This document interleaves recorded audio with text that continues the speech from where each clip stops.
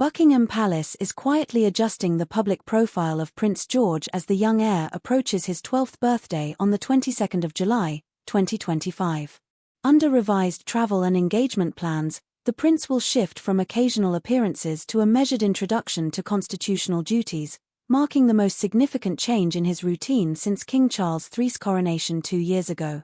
Senior aides confirm that from the age of 12 the prince will observe the long-standing protocol that separates first and second in line during official travel, a rule designed to limit succession risk.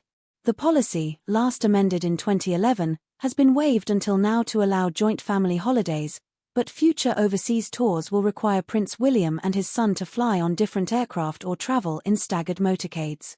Behind the scenes, Palace educators are expanding George's weekly briefings to include the structure of the Privy Council, the role of the Supreme Court, and the modern Commonwealth network of 56 states. Officials stress that academic priorities at Lamrook School in Berkshire remain unchanged, yet constitutional tutorials now form part of the prince's regular timetable. A child development specialist retained by Kensington Palace has advised limiting public events to 4 per term to avoid what staff describe as spotlight fatigue. The prince's most recent engagement at Buckingham Palace offered a concise demonstration of the new approach. Invited veterans from the Normandy and Far East campaigns greeted the heir during the annual garden party, providing what one defense advisor called a living bridge from service generation to future head of state. Observers noted the prince's measured handshake and steady eye contact, reflecting deliberate coaching in public meeting etiquette. Royal commentators view this as an extension of parenting strategy established by the late Queen and Prince Philip for King Charles in the 1950s: short appearances, clear purpose, and immediate debriefs. Timing has drawn attention because the adjustments follow renewed public commentary from the Duke of Sussex. In a recent BBC interview, Prince Harry revisited strained family ties, referencing memoir passages that detail disagreements over security funding and media strategy. While palace spokespeople declined to respond, constitutional analysts note that headlines surrounding intra-family conflict often correlate with dips in younger demographic support for the monarchy. YouGov polling conducted in April places overall approval of the institution at 62%, yet only 46% among respondents aged 18 to 30. Advisors therefore regard a stable, well-prepared line of succession as essential to maintaining confidence among investors in heritage tourism and among charitable partners. The planning process has also benefited from lessons learned during the King's coronation. Author and royal biographer Robert Hardman recently disclosed timing complications on the morning of the 6th of May, 2023, when the King and Queen arrived at Westminster Abbey 3 minutes earlier than scheduled while the Wales family convoy was delayed by approximately 90 seconds. Although the congregation remained unaware, the overlap required a real-time adjustment of the procession order outside the west door. Footage later captured the King remarking on logistical frustrations.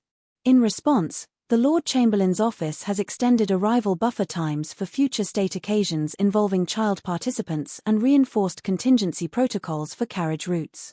The Prince's earlier milestone duties include the Platinum Jubilee pageant in June 2022, 2 Sandringham Christmas walks, and service as a Page of Honour at the coronation. Those events elevated his visibility without altering his primary status as a preparatory figure. This year's schedule anticipates a visit to the Royal Collection Conservation Studio, where the young heir will examine ledger accounts to understand heritage asset management, and a private tour of St. George's Chapel archives focusing on the role of Royal Maundy. A concise review of current statistics illustrates the scale of responsibility awaiting him.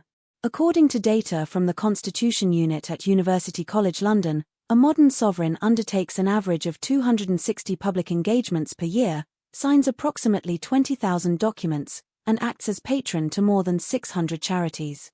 Official figures compiled by the Royal Household show heritage tourism contributed £4.9 billion to the UK economy in 2024, 2.7% of all visitor expenditure, much of it driven by royal site attendance.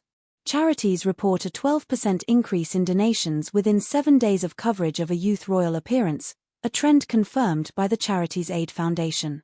Lines of succession remain clear: first Prince William, second Prince George, third Princess Charlotte, fourth Prince Louis.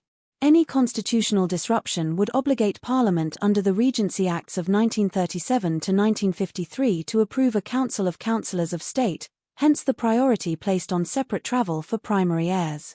The Cabinet Office, in its latest risk register, retains the unlikely national contingency labelled loss of aircraft bearing Her Royal Highness the Prince of Wales, a plan regularly tested in joint exercises involving the Civil Aviation Authority and Metropolitan Police Protection Teams. Public sentiment around royal youth engagement is broadly favourable.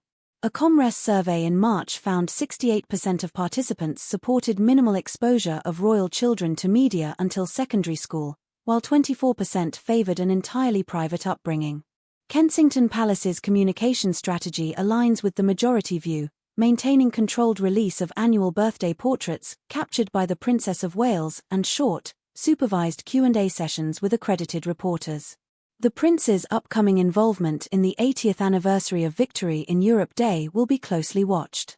Official documentation lists his attendance at a veteran reception in Bedfordshire, where organisers expect fewer than 50 surviving Second World War service members.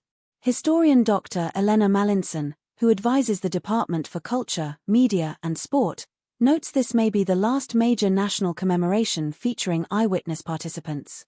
Embedding the young heir early, she argues, creates a direct human connection between history and future leadership. International protocol remains under review as the Commonwealth Heads of Government meeting approaches in Samoa next year. Foreign Office planners are considering whether to include Prince George in a supporting capacity alongside the Prince of Wales and the Princess Royal. Such a decision would mirror the late Queen's 1953-54 tour, when a young Prince Charles greeted dignitaries in Malta.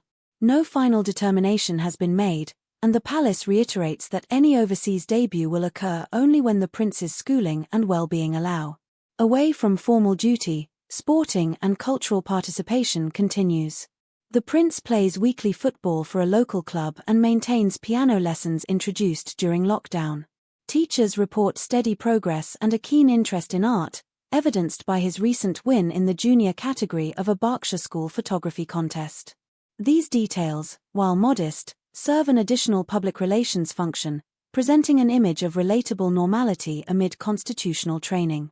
Alongside his sister and brother, the heir will appear during the Trooping the Colour ceremony on the 14th of June, marking the King's official birthday. Practice sessions led by household division officers will instruct the children in carriage protocol and salute timing. Last year's Trooping generated a peak broadcast audience of 6.2 million within the UK and more than 20 million online views in the first 48 hours, according to Barb consolidated figures. The royal household remains attentive to security. Metropolitan Police Specialist Operations confirm that protective detail for the heir has been upgraded from Category B to Category A for all external school events. This places him on the same tier as the Prime Minister outside Downing Street. Officers receive additional guidance on managing social media-driven gatherings, following incidents at other European palaces where smartphone location data exposed travel patterns. Continuity discussions are naturally influenced by King Charles's health trajectory. Buckingham Palace's last medical bulletin reported steady tolerance of weekly treatment and no need for program reduction beyond routine adjustment. Nonetheless, diary managers are instructed to preserve flexibility, and the Privy Council Office maintains readiness to convene a remote meeting should the sovereign require a short absence. In legislative terms, the government's 2025 King's Speech set out plans for a heritage resilience bill aimed at protecting royal residences from climate-related risk. The Prince of Wales is expected to endorse its educational module, and briefing documents indicate Prince George will receive an overview to illustrate how soft power advocacy aligns with constitutional neutrality. Over the medium term, biographers point to the late Queen's method of incremental exposure, a first overseas solo handshake at 15, a maiden speech at 21, and a Privy Council inauguration at 24. If a comparable pathway is followed, the current heir apparent could see his eldest son deliver an address during the centenary of the King's Troop Royal Horse Artillery in 2037, his last years at university. Those projections fit within the palace's internal calendar, which extends planning horizons a decade ahead for major anniversaries. Public interest in royal education remains high. Lambrook's management has refused all interview requests regarding the prince, citing safeguarding rules, yet enrollment inquiries increased 18% after photographs of the Wales children's first day were released last September. Neighbouring Windsor Castle continues to serve as an unofficial training ground. Curators regularly invite the prince to short briefings inside St George's Hall, where he has studied regimental colours and learned the story behind the George Cross. Such interactions, while private, are logged in the court circular as familiarisation visits, a term indicating preparatory value without formal duty status. Charity partners view the moves positively. The Duke of Edinburgh Award, now overseen by Prince Edward, confirms plans for a tailored programme available to royal apprentices, ensuring Prince George can complete volunteering and expedition tasks under secure conditions. Organisers argue that visible participation could modernise the image of the scheme, now in its 69th year. Financial considerations accompany every decision. The Sovereign Grant Report 2024-25 lists security and travel as the two largest cost centres, accounting for £107 million, or 55%, of total expenditure. Each additional royal itinerary increases the transport budget, prompting the Master of the Household to coordinate with the Treasury on cost-sharing for large-scale public events. Officials insist that incremental spending related to the prince's training will remain proportionate and transparent. The international context also shapes planning. Crown princesses in Spain and the Netherlands have already delivered speeches in multiple languages by 18, creating informal benchmarks among European monarchies. Royal analysts suggest British strategy favours depth over early visibility, leveraging longer reign forecasts. King Charles was 73 when he acceded, but actuarial projections show a possible 4-decade wait before Prince George inherits the throne. In that window, measured preparation is viewed as both prudent and respectful of childhood privacy. While media focus on family tension persists, the broader objective remains clear: equip the next sovereign to navigate constitutional ceremony, charitable leadership, and digital scrutiny. Mistimed exposure could undermine public support.